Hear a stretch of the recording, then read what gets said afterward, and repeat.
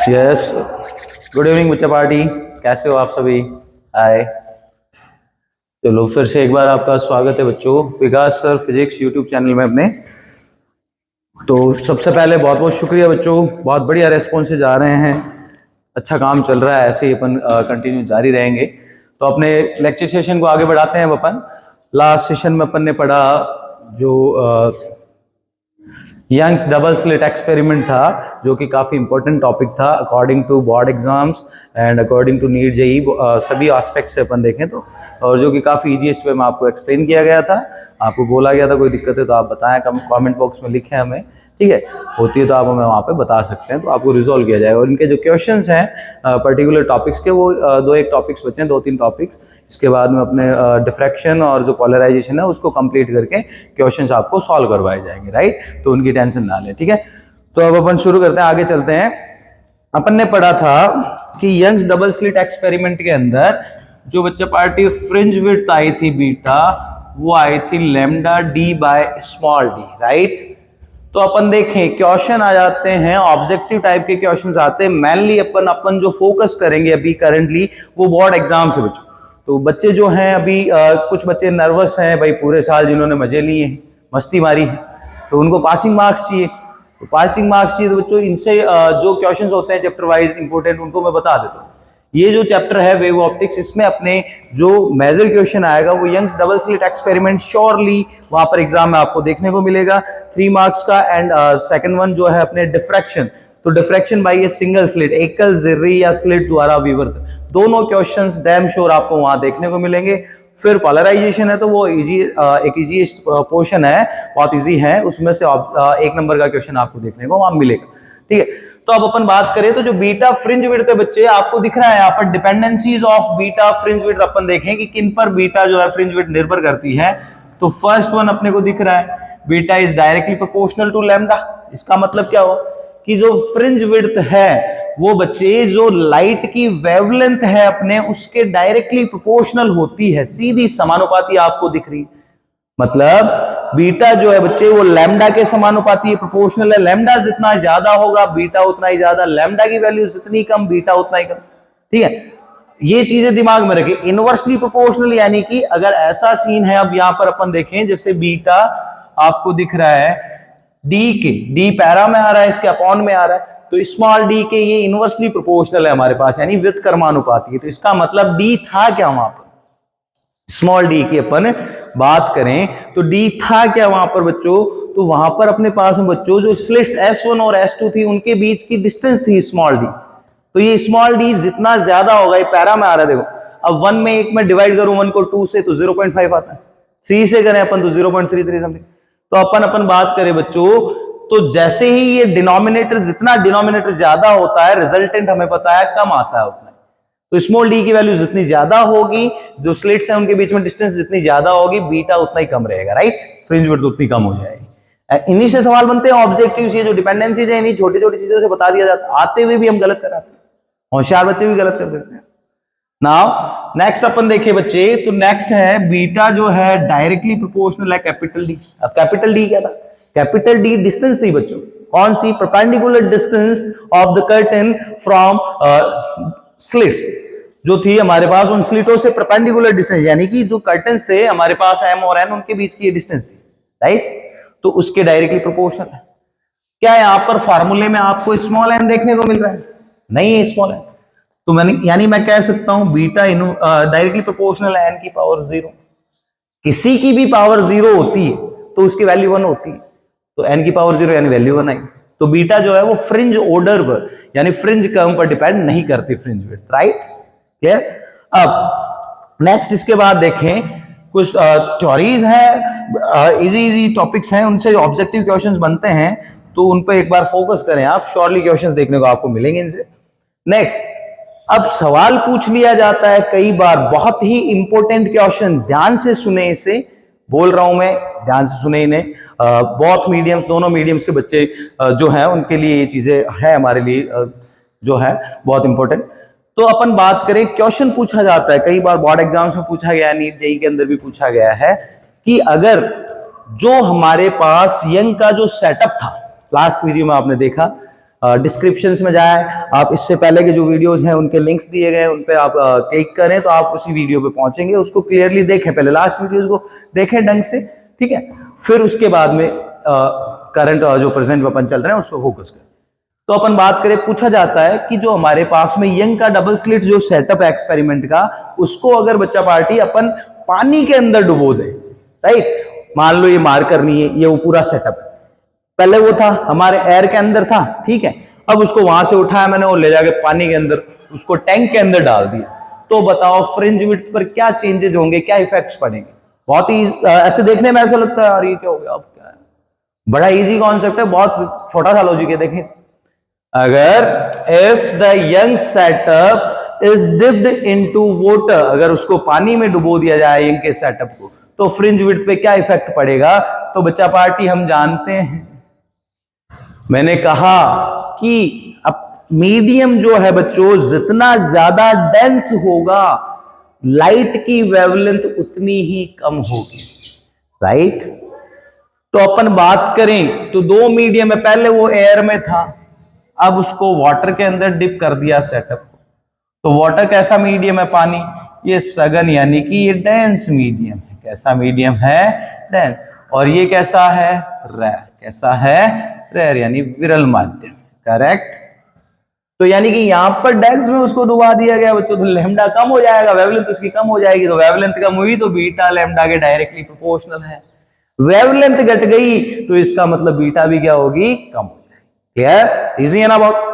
अब फिर नेक्स्ट पूछा जाता है क्वेश्चन, मान लो बच्चा पार्टी आपके पास लैम्डा 1 वेवलेंथ की मोनोक्रोमेटिक लाइट को यूज किया गया। लैम्डा 1 तरंग दैर्ध्य का एक वर्णी प्रकाश जब प्रयुक्त किया गया, वहां पर अप्लाई किया गया, तो आपको फ्रिंजेज मिली N1। कितनी फ्रिंजेज देखने को मिली, कर्टेन पे पर्दे पे N1 फ्रिंजेज आपको देखने को मिली। अब ये लैम्डा 2 मोनोक्रोमेटिक लाइट को आपने वहां पर अप्लाई किया, लैम्डा 2 एक वर्णी प्रकाश जो है तरंग दैर्ध्य का वहां पर प्रयुक्त किया गया, तो आपको फ्रिंजेज जो देखने को मिली वो N2 मिली। तो अपन बात करें तो एक रिलेशन निकल कर आएगा, N1 लैम्डा 1 जो होगा वो N2 लैम्डा 2 के इक्विवेलेंट होगा। इससे भी न्यूमेरिकल क्वेश्चंस बन जाते हैं, छोटे क्वेश्चंस नीट जेईई में बन जाते हैं। ध्यान रखें, N1 N2 क्या है, fringe orders, right, and lambda 1 and lambda 2 क्या है, ये तरंग दैर्ध्य हैं, वेवलेंथ्स है हमारे पास में बच्चों, जो मोनोक्रोमेटिक लाइट्स है अलग अलग उनकी, करेक्ट। ओके, नाउ नेक्स्ट आगे चलते हैं। तो आगे अपने क्वेश्चन है जो है कि बच्चों अगर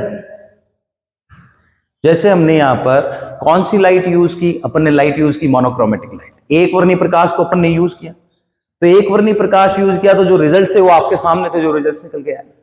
सभी फ्रिंजेस जो थी उनकी विड्थ सेम होती है। सेंटर पे क्या मिलता था, कर्टेन एन के सेंटर पे पी पे अपने को मिलता था ब्राइट फ्रिंज, सेंटर वो जो था वहां पर ब्राइट फ्रिंज यानी डिप्थ फ्रिंज अपने को मिल रही थी, करेक्ट। फिर उसके बाद में डार्क, फिर नीचे भी डार्क, फिर वापस bright dark bright bright dark, ऐसा ऑर्डर चल रहा था। यानी कि सिक्वेंशियल ऑर्डर में एकांतर क्रम में अपने को दीप्त और अदीप्त यानी डार्क और ब्राइट फ्रिंजेस स्पॉट्स देखने को मिल रहे थे, करेक्ट। अब बोला जाता है, पूछ लिया जाता है बोर्ड में, और श्योरली पूछेंगे, देख लेना आप, तो ध्यान दें इन पर, कंसंट्रेट करें बच्चे। आपको बोल दिया जाए कि अगर आप मोनोक्रोमेटिक लाइट आप यूज ना करके अपन बच्चों व्हाइट लाइट का यूज करें। White light it means white light है बच्चों, श्वेत प्रकाश आप यूज करो एक वर्णी प्रकाश की जगह, तो व्हाइट लाइट श्वेत प्रकाश में कितने कलर्स होते हैं, 7 कलर्स होते हैं। विबग्योर पढ़ाया होगा आपने, पढ़ा होगा ये चीज, विबग्योर यानी ये कौन सा कलर, ये है violet and it is indigo. Hindi में बोले तो ये है जामुनी, इसमें बच्चे कंफ्यूज हो जाते हैं। ये ब्लू, नेक्स्ट ये है ग्रीन, और ये है हमारे पास में येलो यानी ये पीला, ये ग्रीन हरा हो गया, ऑरेंज ये हमारे पास में हो गया नारंगी orange colour, and R is red यानी कि लाल कलर, राइट। तो अपन देखें बच्चों, तो ये हमारे सॉरी इंडिगो जो है ये है आसमानी कलर। कैसा कलर है, हिंदी में आसमानी, ठीक है, इंडिगो। तो अपन देखें बच्चों, अगर आप व्हाइट लाइट को यूज करो मोनोक्रोमेटिक लाइट के प्लेस पे, तो उस कंडीशन में हमारे जो इंटरफेरेंस पैटर्न था उसमें क्या चेंजेस होंगे, ऐसा क्वेश्चन पूछा जाता है। तो उस कंडीशन में जब मोनोक्रोमेटिक लाइट थी तो सेंटर पर मिलता था ब्राइट, अब अगर आप श्वेत प्रकाश, श्वेत लाइट, व्हाइट लाइट, सफेद लाइट आप यूज करोगे तो सेंटर पर आपको जो फ्रिंज मिलेगी वो व्हाइट मिलेगी, करेक्ट। देन जो डार्क फ्रिंजेस थी हमारे पास में, अब उनकी जगह आपको कलरफुल फ्रिंजेस मिलने लगे। क्यों? क्योंकि 7 कलर है यहाँ पर, वहां पर तो एक ही चल रहा था, एक वर्ड नहीं था, मोनोक्रोमेटिक लाइट। नेक्स्ट, जो हायर ऑर्डर की फ्रिंजेस होगी ना, उच्च क्रम की जो फ्रिंजे, उनकी जगह आपको बच्चों एक इक्विवेलेंट या एक समान सा प्रदीप्त क्षेत्र यानी कि एक स्पार्किंग सी दिखाई देगी वहां पर, ठीक है, चमक दिखेगी वहां पर, ब्राइटर एरिया शो होगा बस। तो ये कुछ चेंजेस उसके अंदर हो जाएंगे। हाँ सर।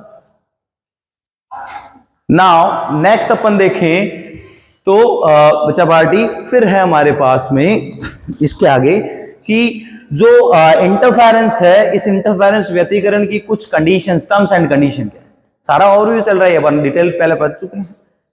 कंडीशन क्या है? फर्स्ट कंडीशन जो डेफिनेशन अपन ने पढ़ी थी, जो वेव्स हैं उनकी फ्रीक्वेंसी जो है वो सेम होनी चाहिए, यानी आवर्ती समान होनी चाहिए। फिर हमने पढ़ा कि जो आयाम यानी एम्पलीट्यूड है वो मस्ट बी सेम और ऑलमोस्ट बी सेम, यानी कि आयाम समान या लगभग समान होगा तो भी अपना काम चल जाएगा, करेक्ट। 2 कंडीशंस होगी। तीसरी कंडीशन क्या थी? ये सभी डेफिनेशन से बन रही है, देखो अलग से कुछ नहीं आया, रटे नहीं, कुछ कॉन्सेप्ट्स पकड़े हैं सिर्फ दिमाग में रखे। फिजिक्स बहुत आसान है, सबसे आसान इजीएस्ट सब्जेक्ट है, बस इसको मुश्किल बना दिया बच्चों ने डर डर के। डर जो है उसे खत्म कर दो, डरना बिल्कुल नहीं। आप जितना आप डरोगे वो चीज आपको उतना ही डराएगी, राइट। कि डर क्या है? डर एक आपको इस चीज पे अभी एक इंसिडेंट बताऊंगा। चलो नाउ अपन देखें तो डरना नहीं है किसी से। तो अपन बात करें बच्चों तो नेक्स्ट जो कंडीशन है वो है जो वेव्स हैं वो एक साथ एक ही डायरेक्शन में ट्रैवर्स करनी चाहिए, एक ही डायरेक्शन में वो चलनी चाहिए, ये नेक्स्ट कंडीशन है। इसके बाद देखें आगे बच्चा पार्टी, तो आगे क्या कंडीशंस है हमारे पास में, तो बच्चे अपन देखें तो जो वेव्स हैं वो वेव्स कला संबद्ध स्रोतों से निकलनी चाहिए, 2 कला संबद्ध स्रोतों से निकलनी चाहिए, यानी कि कोहेरेंट लाइट सोर्सेज से वेव आनी चाहिए, क्लियर। तो ये कुछ इंपॉर्टेंट है, इसकी टर्म्स एंड कंडीशंस है, ध्यान दे ले एक बार, एक थ्योरेटिकल पोर्शन है ना, ठीक है। नाउ नेक्स्ट अपन देखें तो अब अपना जो नेक्स्ट चैप्टर है बच्चा पार्टी, नेक्स्ट टॉपिक जो है वो है डिफ्रैक्शन यानी विवर्तन। वेरी इंपॉर्टेंट टॉपिक, एग्जाम में श्योरली आएगा, डिफ्रैक्शन और ये इंटरफेरेंस दोनों के क्वेश्चंस आएंगे। तो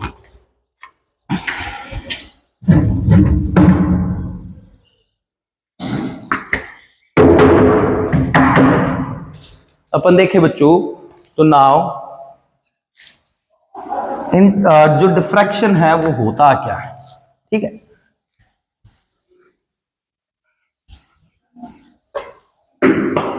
तो बच्चों डिफ्रैक्शन जो है वो वेव्स की एक प्रॉपर्टी है, यानी कि वो उनको ऊपर वाले ने गिफ्ट दिया है, उनको दी गई चीज है, वो कोई उनसे छीन नहीं सकता।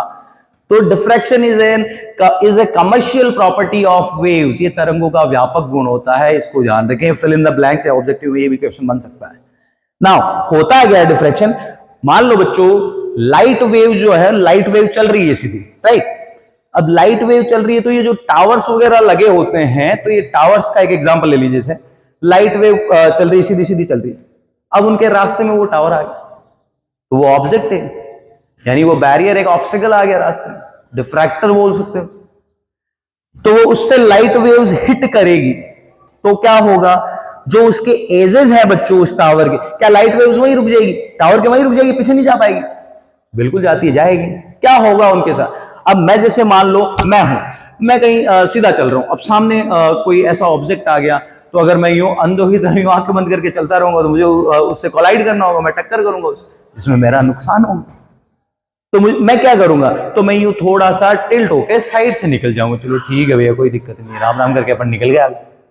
अब ऐसा ही वेव्स के साथ होता है ना, जो लाइट वेव्स हैं वो ट्रैवल करती है अपने पास में, तो उनके बीच में जो रास्ते में जो ऑब्जेक्ट्स आते हैं, वो उस ऑब्जेक्ट्स के बच्चों जो एजेस होते हैं, शार्प एजेस, जो तेज किनारे, तीक्ष्ण किनारे हैं, उनसे वो हिट करके, कोलाइड करके, इंसिडेंट करके, टकरा कर क्या करती है, वो उसकी जो जियोमेट्रिकल शेड है, यानी उसकी जो ज्यामितीय छाया है, उसके अंदर वो प्रवेश कर जाती है, लाइट वेव्स एंटर कर जाती है, और यही फिनोमिना होता है डिफ्रैक्शन ऑफ लाइट, यानी कि प्रकाश का विवर्तन, राइट।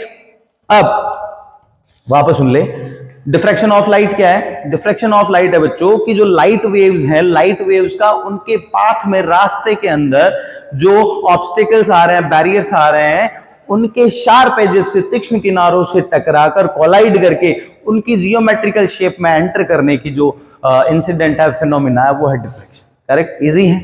और मैंने कहा diffraction is commercial property of waves, ये तरंगों का व्यापक एक मैंडेटरी कंडीशन है बच्चों, एक मैंडेटरी कंडीशन है। वो क्या है? ध्यान रखें, इसको ध्यान रखना है। पूछ लेता है विवर्तन की मुख्य शर्त क्या है, या डिफ्रैक्शन की जो मेन कंडीशन है वो क्या है। तो बच्चा पार्टी अपन देखें तो जो डिफ्रैक्शन है, डिफ्रैक्शन की मेन कंडीशन, मुख्य शर्त ये है कि जो साइज ऑफ डिफ्रैक्टर है, बैरियर या जो डिफ्रैक्टर है उसकी साइज मान लो a है, वो साइज बच्चों, वो बच्चा पार्टी अपने जो लाइट वेव्स है उसकी वेवलेंथ के ऑलमोस्ट इक्वल होनी चाहिए, यानी कि size of the diffractor almost same to the wavelength of light waves. तरंगों की जो तरंग दैर्ध्य है उनकी कोटि की होनी चाहिए, उन विवर्तकों का आकार, उन डिफ्रैक्टर की साइज, तो हमारे डिफ्रैक्शन इजीली वहां पर परफॉर्म होगा। अदरवाइज वहां पर डिफ्रैक्शन इजीली परफॉर्म नहीं होगा, आसानी से प्रैक्टिस नहीं होगा। क्लियर, समझ गए बात? अब अपन देखें तो now there are two types of diffraction. यहां पर अपने पास में दो प्रकार का विवर्तन होता है। टाइप्स देखें तो what are the two types, दोनों टाइप्स क्या क्या है? तो there are two types of diffraction. यहां पर दो प्रकार का diffraction. First one is Fresnel diffraction. First क्या है बच्चा पार्टी? फ्रेनेल विवर्तन है। And second one is Fraunhofer diffraction. Fraunhofer, spelling देख लें थोड़ा, कोई इश्यू नहीं है। फ्रॉनहाफर विवर्तन, ठीक है। ये दो टाइप्स का डिफ्रैक्शन। अब इनमें क्या डिफरेंसेस हैं? डिफरेंसेस क्या क्या है? तो इधर देखिए, डिफरेंसेस की अपन बात करें तो फ्रेनेल डिफ्रैक्शन, लेफ्ट साइड में मैंने पार्टीशन किया फ्रेनेल डिफ्रैक्शन, और राइट साइड में मैंने पार्ट ले लिया फ्रॉनहाफर डिफ्रैक्शन, राइट। फ्रॉनहाफर डिफ्रैक्शन। अब अपन देखें तो जो फ्रेनेल डिफ्रैक्शन है बच्चों, फ्रेनेल डिफ्रैक्शन के अंदर अपने पास में जो लाइट सोर्स और जो कर्टन है वो डिफ्रैक्टर से फाइनाइट डिस्टेंस पे होते हैं। First difference is light source and curtain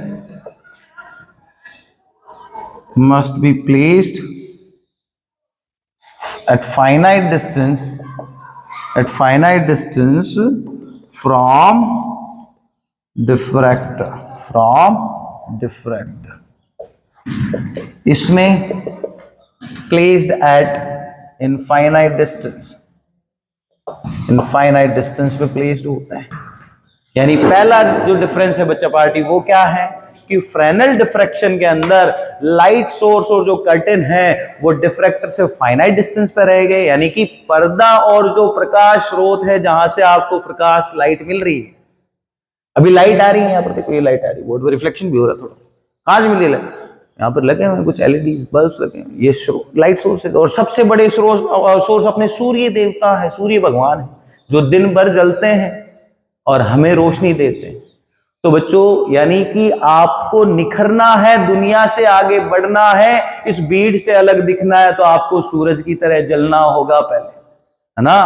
तो let's make your success sound. आपकी सफलता ही आपकी आवाज उठाएगी। आप मत बोलो किसी, आप सक्सेसफुल होगे, दुनिया आपके साथ आएगी, कोई दिक्कत नहीं। अब नेक्स्ट सेकंड देखें तो फ्रॉनहाफर डिफ्रैक्शन जो है, इसके अंदर लाइट सोर्स और कर्टेन जो है वो बच्चों हमारे पास में डिफ्रैक्टर से इनफाइनाइट डिस्टेंस पे होते हैं, अनंत दूरी पर होते हैं, और इसमें दोनों सीमित दूरी पे होते हैं विवर्तक से, ठीक है।